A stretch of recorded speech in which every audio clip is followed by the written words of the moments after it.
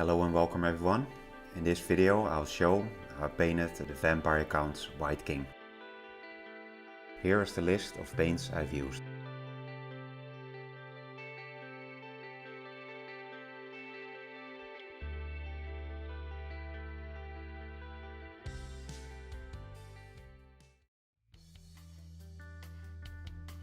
After cleaning and pinning the model, I gave it a coat of Army Painter Uniform Grey Primer.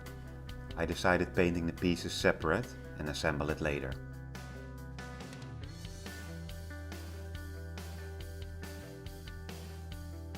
When the primer had dried, I also gave it a light coat of this acrylic primer, just in case I forgot some spots using the spray can.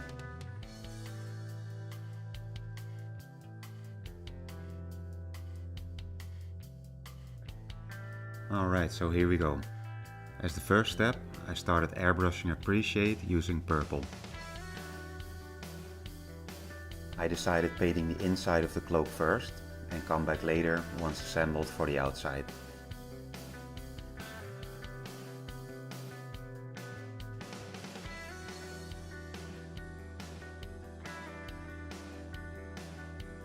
I made a second pre-shade at the bottom of the cloak using phthalo blue.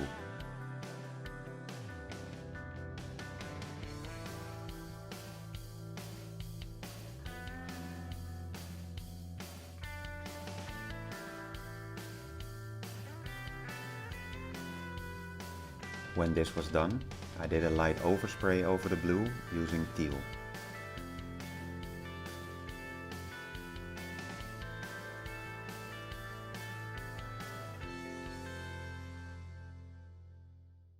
Afterwards, I applied a light coat of magenta over the purple pre-shade.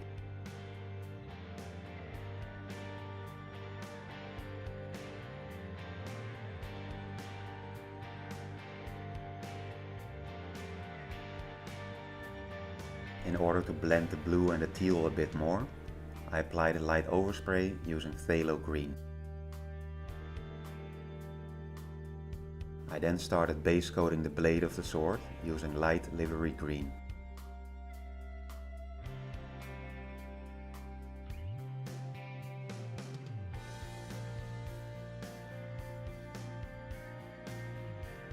Next up, I applied some strips of masking tape on opposite sides of the blade.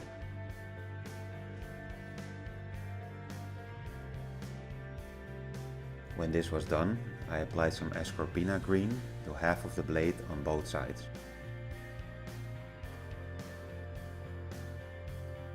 I then added some phthalo green to the edges of the blade.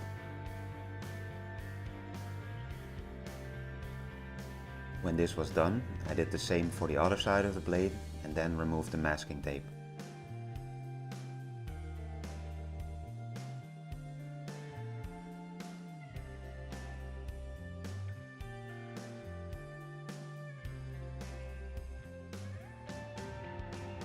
I then started base coating the chainmail. I used cold grey to do this.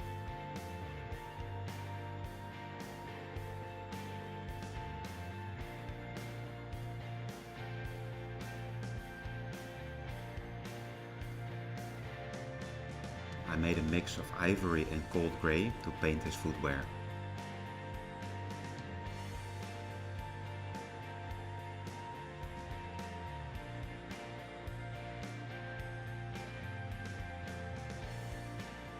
Afterwards, I covered up the cloth bits around the chainmail using some masking putty.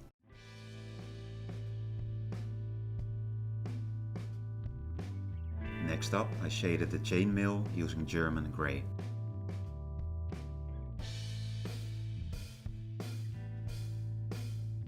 In order to give the mail a more tarnished look, I added some burnt umber to it.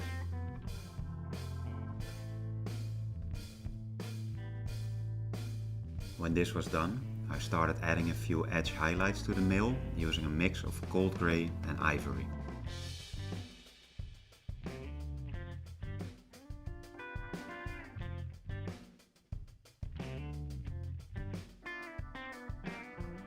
I base coated the inside of the shield using red leather.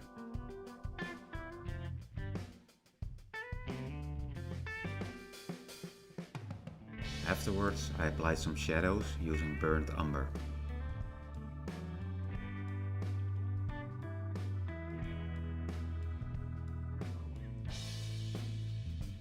The outside of the shield was given a coat of Mediterranean blue.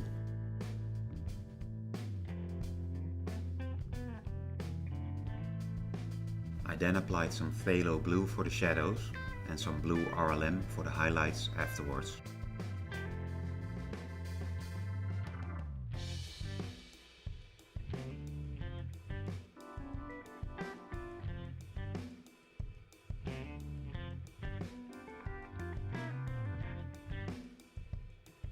Apart from the Wight King itself, I started painting in all the skulls and bones on the model. I used a mix of bone white and tan earth to do this.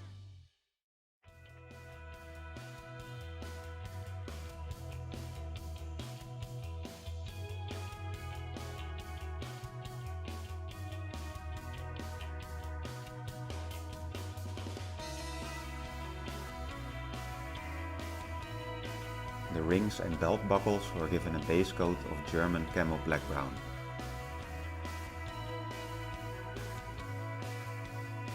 I base coated all the gemstones on the model using cold grey and ivory.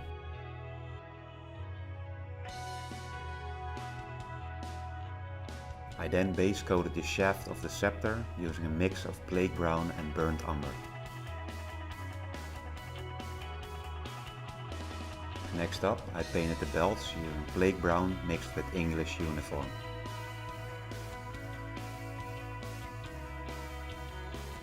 When this was done, I base coated the cloth around his neck using blue violet.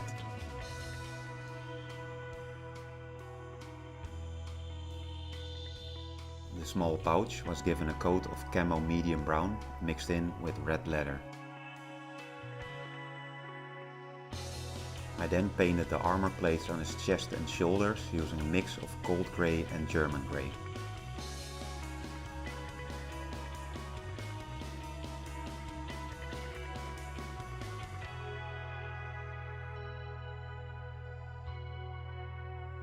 I base coated the upside down bat wings using monocolor scarlet.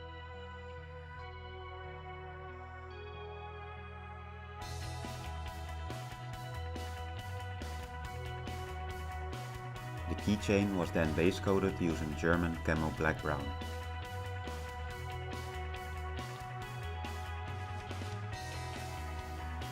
I then gave all the bone parts of the Wight King a coat of duck egg green.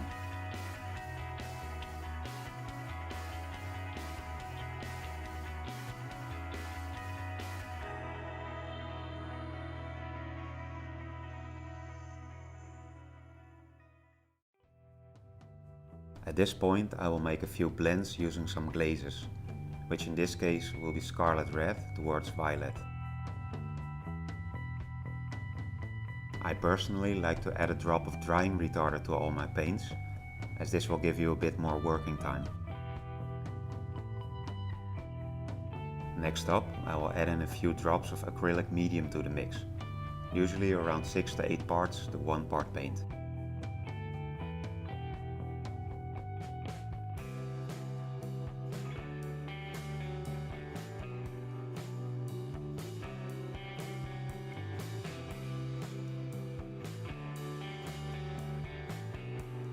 As the first step, I will apply a glaze of carmine red to one side and then feather it out towards the other side using base color of scarlet. Depending on the color, it will usually require 3 to 4 layers for this to show up. Make sure to let each layer dry fully before applying the next. The second shade was made using a glaze of violet red and carmine red.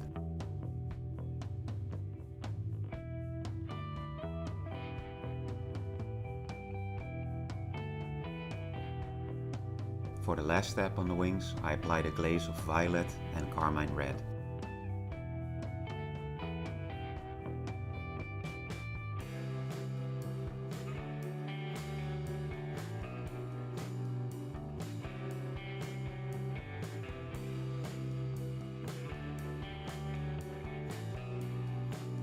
In order to highlight all the bone parts, I mixed up a few glazes in the same way as the previous step. I applied some bone white and ivory to some of the edges where I wanted the highlights to be.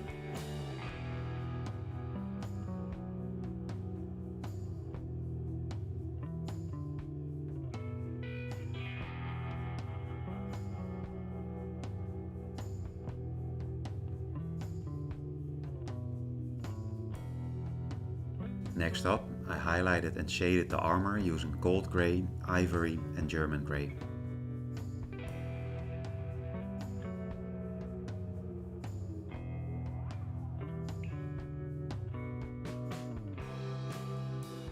I then glazed the shaft using burnt umber and plague brown. I did the same for the leather belts.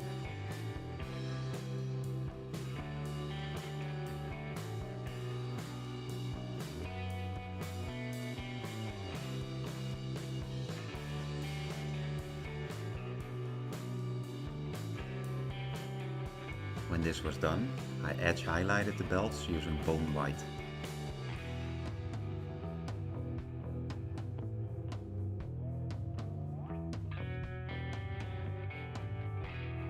I gave the purple cloth some highlights using a mix of blue violet and ivory.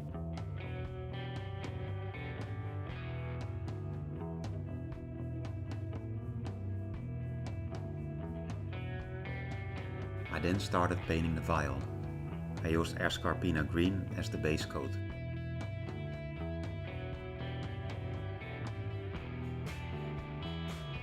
Next up, I painted one half of the vial using dark green.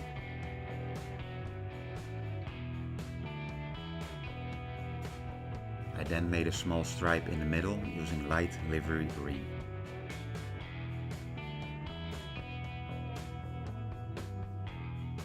Afterwards, I shaded the green using a glaze of Escarpina green and light livery green.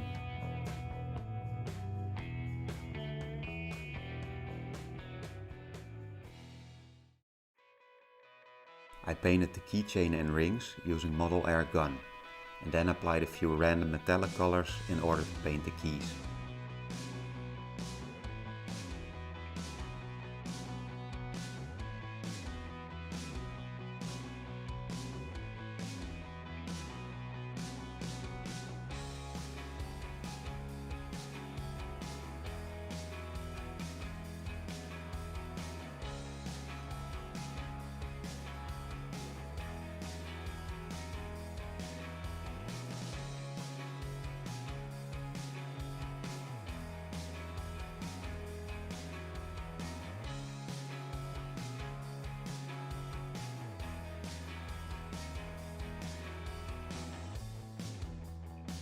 I then gave the vial a coat of Tamiya clear green for a glossy effect.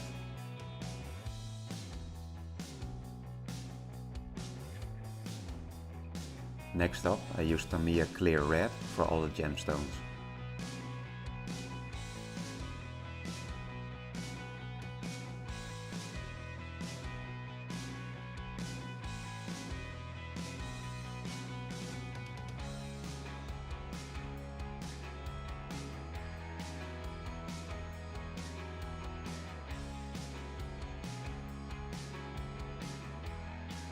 At this point, I mixed up a few yellow and orange stones for some non-metallic gold parts on the model. I started with the shield and did the crown later. I started off using a base coat of a gold yellow.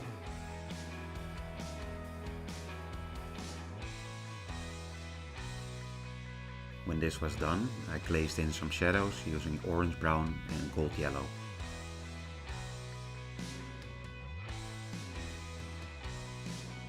To make a few highlights, I used a glaze of ivory, ice yellow and moon yellow.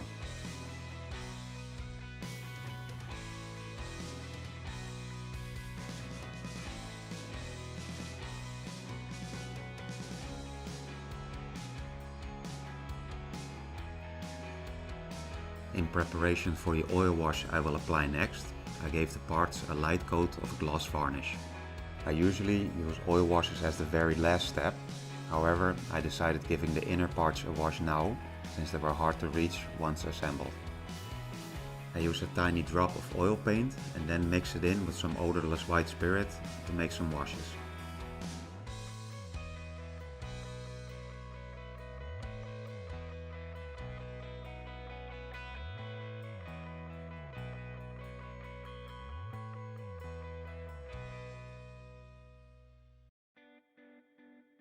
I gave the chainmail a wash made of warm grey mixed with lamp black.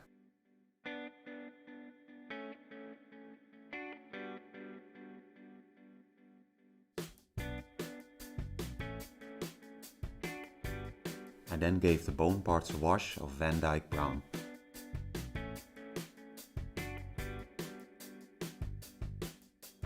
For the bone parts on the White King, I used a wash made of phthalo turquoise or turquoise, not sure how to pronounce it in English, but anyway, it's this blue-greenish stuff. When the wash had dried for 1.5 hours, I now removed the excess wash from the parts using a makeup sponge dipped in white spirit. I then started painting the gravestone and base. I used a mix of cold grey and burnt umber to do this.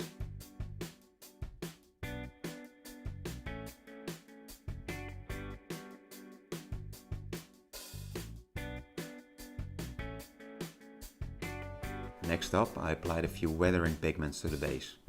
I used a few brownish tones and diluted them with water.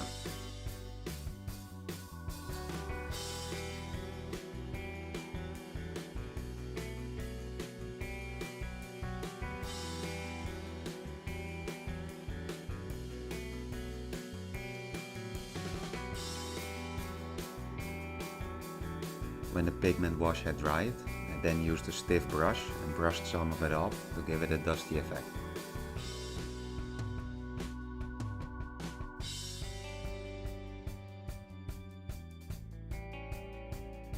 I then decided making some more textured mud for the base. I used the ingredients listed below.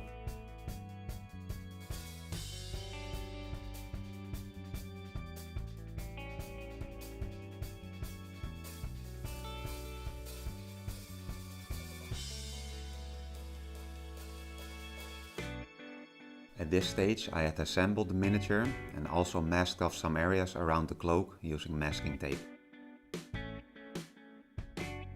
Next I started painting the back of the cloak in the same way I did the inside earlier.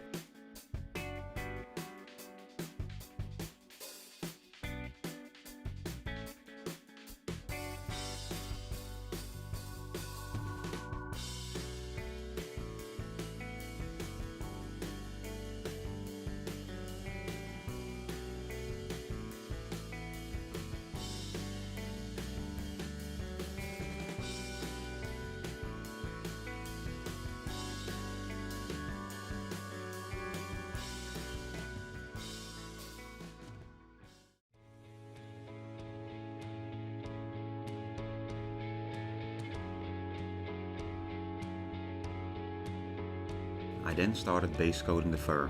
I used tan earth to do this.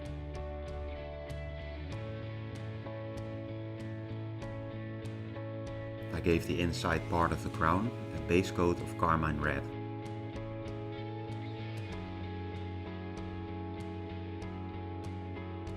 The fur was then shaded using beastie brown, followed up by a mix of medium brown and German grey.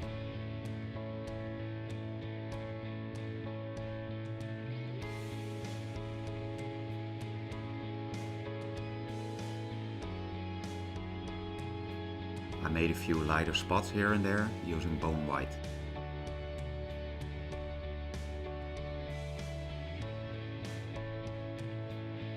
I then painted the bracers using English uniform.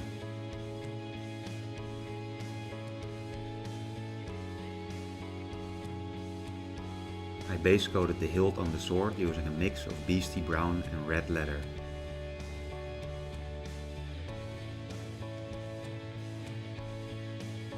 I then started base coating the crown. I used gold yellow to do this.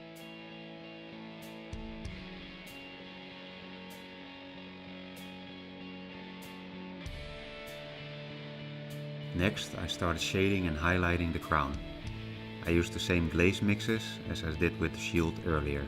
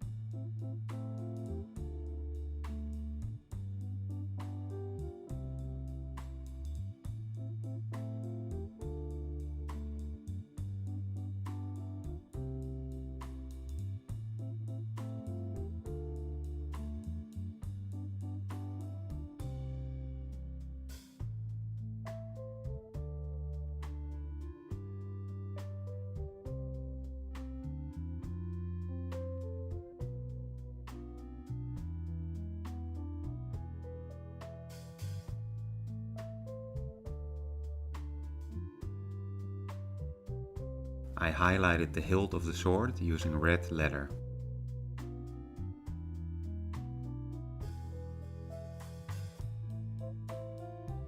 I then gave the red part of the crown an edge highlight using carmine red and ice yellow.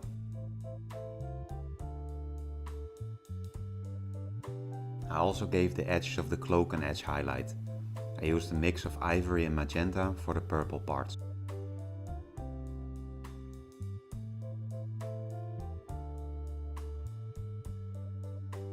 I then did the same for the lower parts of the cloak, using a mix of ivory and teal.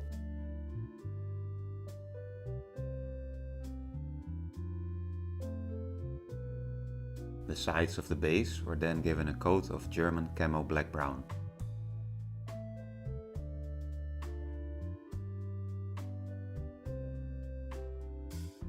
Next, I applied a light coat of gloss varnish once more in order to wash the rest of the model with some oil washes. I gave the fur a wash made of burnt umber and burnt sienna.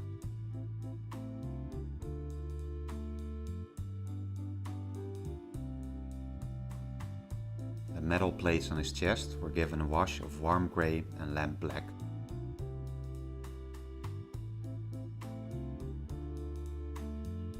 When this was done, I also washed the purple cloth using a mix of violet and alizarin crimson.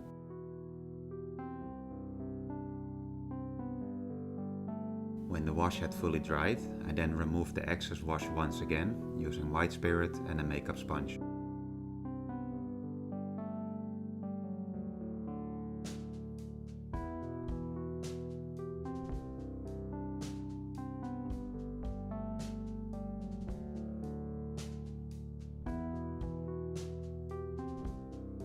And as a final step, I applied a coat of satin varnish to the model. This will remove the glossiness of the oil paint and seal in all the paint layers. At this stage, I had assembled the model onto its base.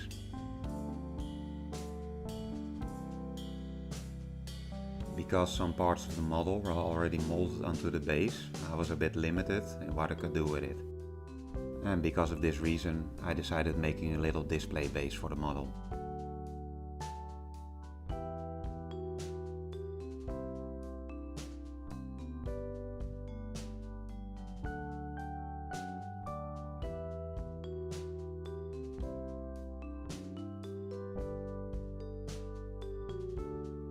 I then wrapped them both up in bubble wrap because this miniature was part of a giveaway I did in my last video. So congratulations Milos, the miniature and the base are coming your way.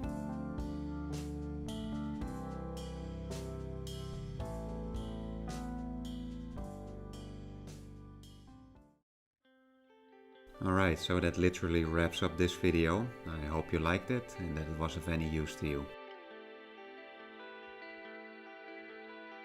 So I will leave you now with some pictures of the finished model.